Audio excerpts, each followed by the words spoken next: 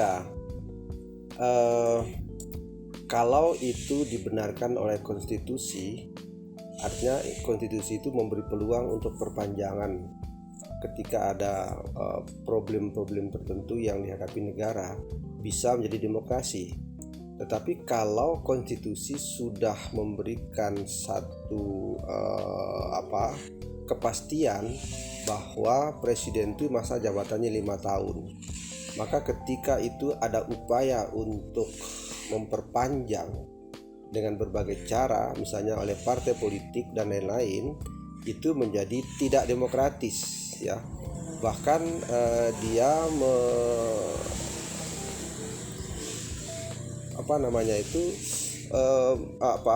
melanggar etika-etika demokrasi, ya. Jadi memang sebaiknya pemerintah negara itu tunduk kepada kepastian yang diberikan oleh konstitusi itu. Saya kira begitu. Ya, sebenarnya apa yang disampaikan oleh Pak Ajis ini sebenarnya kalau ada perpanjangan yang itu tidak tertulis di dalam sebuah konstitusi, ya tentu itu secara sederhana kita bisa sebut sebagai inkonstitusional, apalagi tidak masuk dalam masa darurat. Jadi tidak ada kedaruratan yang memastikan, atau tidak ada kedaruratan yang mendesak, yang kemudian seluruh proses hukum dalam menjalankan praktek demokrasi itu harus berubah. Nah, memang ini berkaitan erat sih sebenarnya. Praktek demokrasi kita di masa sekarang, di masa konsolidasi ini masih perlu membangun infrastruktur demokrasinya, yang mana jika terlihat di saat ini infrastruktur demokrasi kita belum cukup kuat, gitu ya, belum cukup baik, termasuk juga partai politik. Nah, beberapa ketua umum partai politik yang kemarin memberikan pernyataan, saya pikir itu out context, gitu ya. Nah, karena apa? Ini ketua umum partai yang seharusnya partai itu menjadi salah satu soko guru demokrasi, malah ketua umum partai ini akan turut, gitu ya, abuse di dalam membangun etika demokrasi. Saya pikir ini berbahaya kalau ini diteruskan.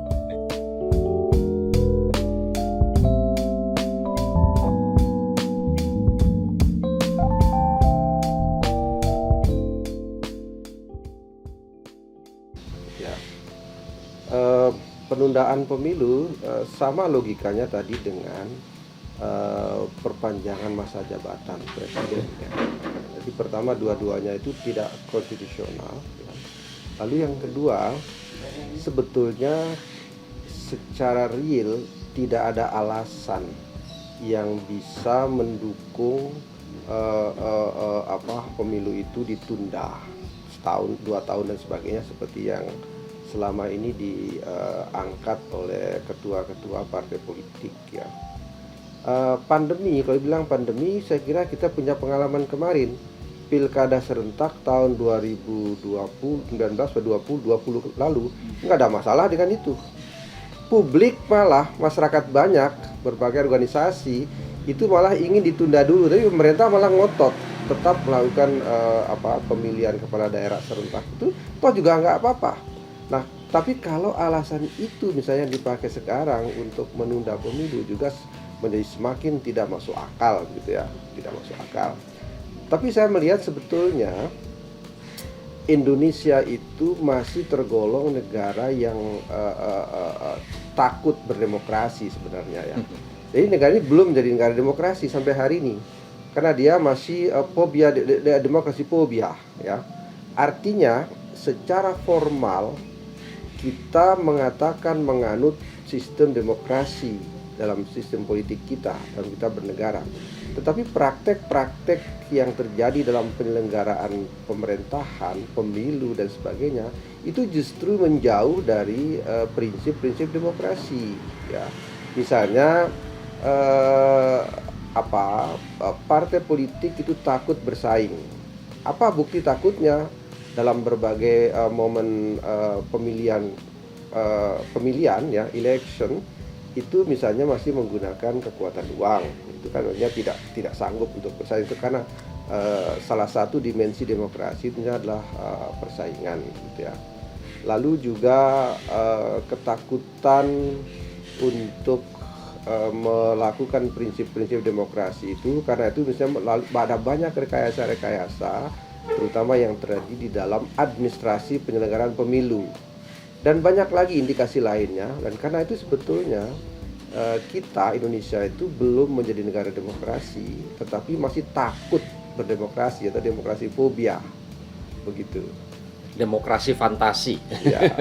Nah, karena itu sebetulnya tidak ada alasan yang mendasar bagi negara untuk menunda pemilu. Kemudian yang ketiga, kalau kita akan melakukan pemilu dan kemudian pandemi tetap hadir, tetap tidak reda seperti sekarang ini, saya kira banyak cara kita untuk melakukan, misalnya pakai e-voting dan segala macam itu ya. Dan itu kan juga sudah dipakai di tempat-tempat lain begitu ya. Dan banyak contoh kita pendidikan bisa terselenggara dengan cara itu tanpa harus kehadiran di sekolah. Kita berseminar dan segala macam itu, lalu bisa di seluruh dunia kita bisa menghadirkan di satu waktu yang sama begitu tanpa kehadiran.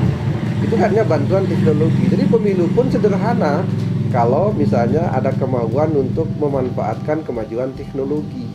Karena itu tidak perlu ditunda-tunda gitu ya. Oke. Ya. Demokrasi itu kan membahagiakan ya.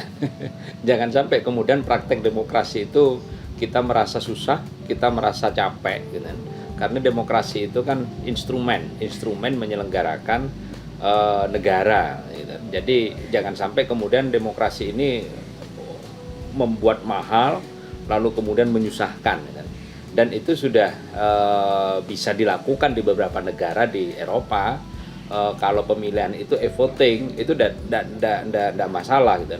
Dengan alasan di Indonesia ini kebanyakan pulau, harus ini mobilitasnya dan seterusnya itu kesulitan, pengiriman logistik itu kesulitan. Saya pikir ini akan bisa ditutup gitu ya dengan model elektronik. Saya pikir di Pulau Rote pun begitu jam di sana, maka jam detik itu juga real time itu akan bisa didapat suara itu. Saya pikir teknologi sudah sangat maju dan sangat luar biasa. Artinya demokrasi menggunakan teknologi itu sebuah keniscayaan di zaman saat sekarang.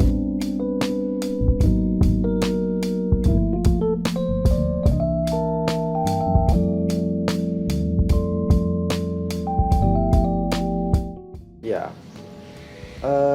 Kalangan civil society sebenarnya tidak punya kemampuan melawan itu. Mereka hanya punya kekuatan moral, kekuatan sosial untuk selalu mengampanyekan praktek demokrasi yang bersih, praktek demokrasi yang memang tidak membutuhkan itu, karena persaingan atau kompetisi dalam demokrasi itu sebenarnya menuntut kompetisi yang sehat ya.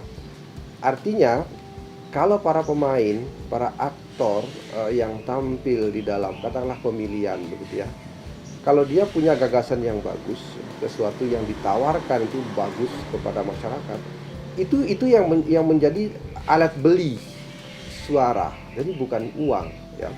Nah karena itu kalau sampai sekarang kita masih menyaksikan praktek politik uang dalam politik kita di pemilihan-pemilihan ya, baik pemilihan presiden, pemilihan legislatif, anggota legislatif, pemilihan kepala daerah dan lain-lain, bahkan juga sampai pemilihan kepala desa itu ada politik uang. Itu juga menunjukkan sebagai bentuk ketidaksiapan kita berdemokrasi gitu ya. Tidak siap kita berdemokrasi karena demokrasi tidak butuh itu. Dia hanya butuh gagasan-gagasan yang bagus, tawaran-tawaran yang menarik daripada kandidat untuk kemudian dia mencari dukungan dengan itu ya. Nah, kemudian kembali kepada peran civil society tadi itu, dia hanya punya kemampuan, kekuatan untuk mengampanyekan hal-hal terbaik yang bersifat mencegah ya, atau menganggap bahwa praktek itu sebagai praktek yang buruk ya.